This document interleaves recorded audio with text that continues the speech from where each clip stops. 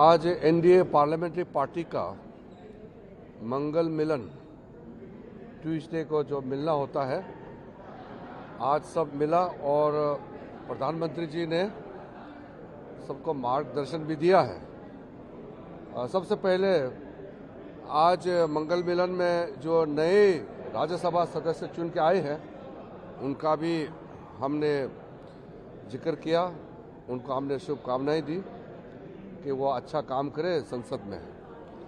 आदरणीय नितिन नवीन जी भी भारतीय जनता पार्टी का अध्यक्ष बनने के बाद राज्यसभा सदस्य बनकर के आज पहले बार मीटिंग में भाग लिया।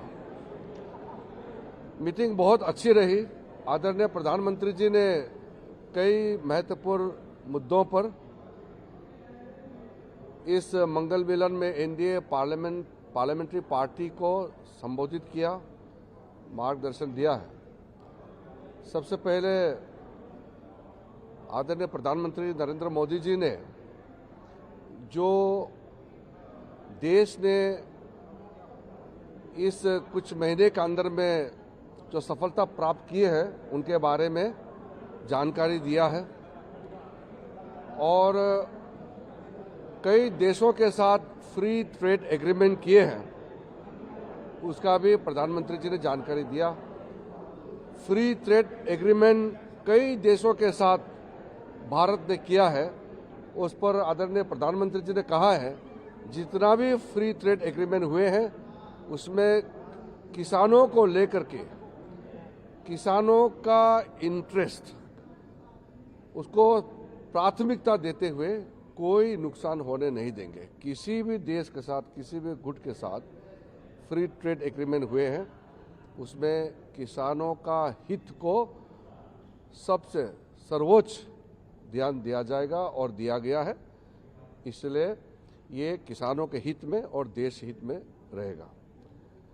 नीट के एग्जाम के बारे में आदरणीय प्रधानमंत्री जी ने कहा है कि जब पेपर लीक का खबर आए तुरंत सरकार ने कार्रवाई किया और 13 लोगों को अरेस्ट करके जेल में डाल दिया गया है और साथ साथ जो छात्र हैं, स्टूडेंट्स हैं, उनका भविष्य को नुकसान ना हो इसलिए री एग्जामिनेशन नीट का प्राथमिकता दिया गया और री एग्जामिनेशन को सक्सेसफुली, सफलतापूर्वक कंडक्ट किया गया और उसका रिजल्ट निकालने में कोई विलंब नहीं किया।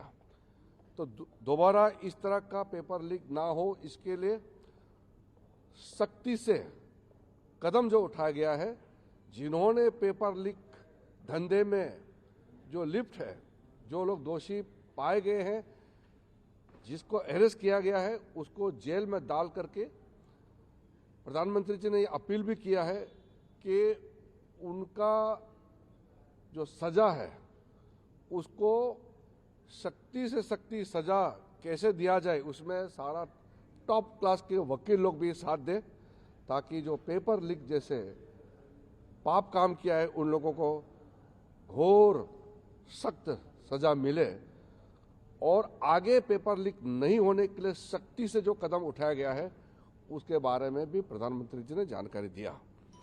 और प्रधानमंत्री जी ने ये भी कहा कि पेपर लीक सिर्फ एक राज्य का मामला नहीं है, सिर्फ केंद्र सरकार का मामला नहीं, पूरा देश का हर एक राज्य में जहां जहां पेपर लीक करने में जो लोग लिप्त हैं, जो लोग इस धंधे में इन्वॉल्व है, जिन्होंने काम इस तरह का घिनौना किया है, पाप काम किया है, उनको सजा देने के लिए सब एकजुट होना चाहिए। ये कोई दलगत राजनीति का विषय नहीं है, ये देश का विषय है और युवाओं का भविष्य के साथ कोई खिलवाड़ नहीं होने के लिए और खिलवाड़ नहीं करने देने के लिए सख्ती से कदम भी उठाए, सजा भी दे दोषियों को और फिर फुल प्रूफ सिस्टम काम जो अभी कर रहे हैं उसमें भी सब मिल करके करें, इसको प्रधानमंत्री जी ने बल दिया है।